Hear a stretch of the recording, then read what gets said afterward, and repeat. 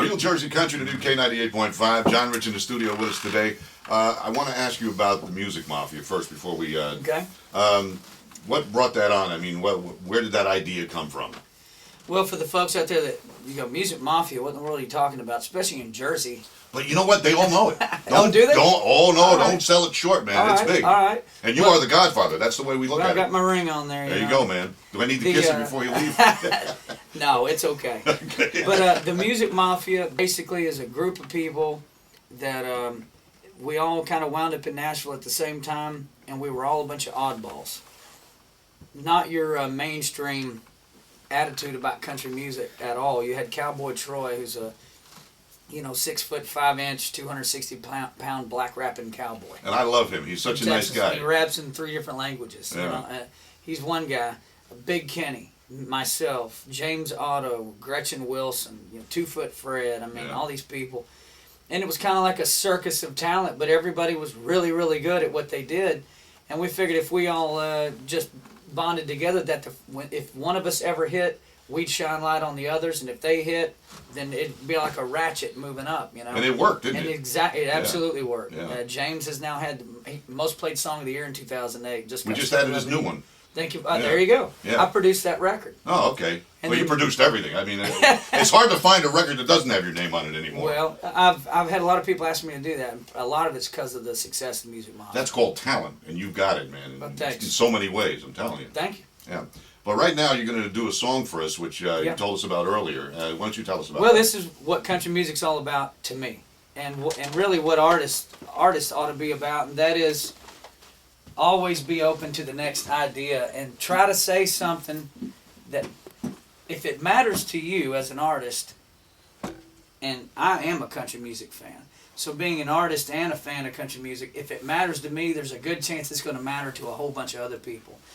And it just dawned on me the other day after watching the news that, man, some of these people slinging those billions and billions of dollars around are kind of out of touch with reality, because there's hardworking people all over this country going, what are you talking about, $700 billion? I mean, you can't even get your head around something like that. Right. And in the meantime, there's people losing their jobs, and it's rough.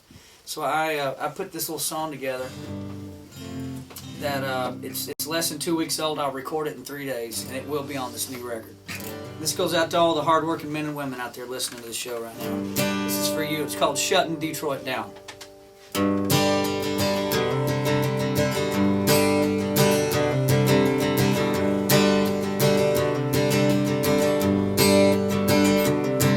My daddy taught me in this country everyone's the same. Work hard for your dollar and you never pass the blame when it don't go your way. And now I see all these big shots crying on my evening news about how they're losing billions, and it's up to me and you to come running to rescue. Well, pardon me if I don't shed a tear, 'cause they're selling make-believe and we don't buy that here. 'Cause in the real world they're shutting Detroit down, while the boss man takes his bonus pay and jets on out of town. DC's bailing out them bankers as a farmer's auction ground. Yeah, while they're living it up on Wall Street in that New York City town, here in the real world they're shutting Detroit down. Here in the real world they're shutting Detroit down.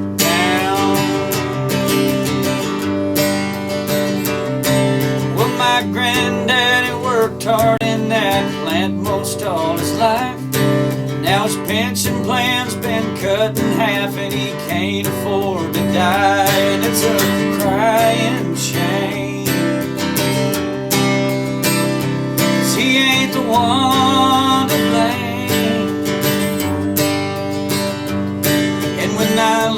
down and see his calloused hands.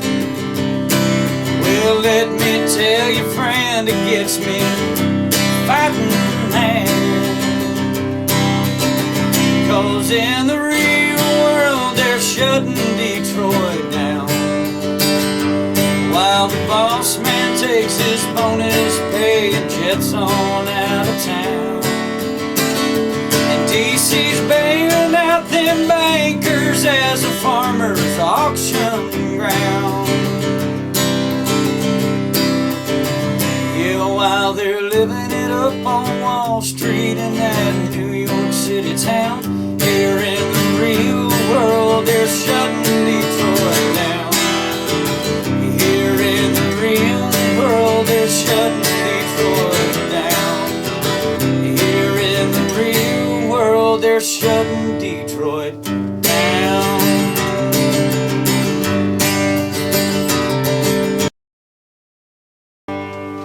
John Rich, ladies and gentlemen. Okay, so I want to ask you something. How long did it take you to write that one?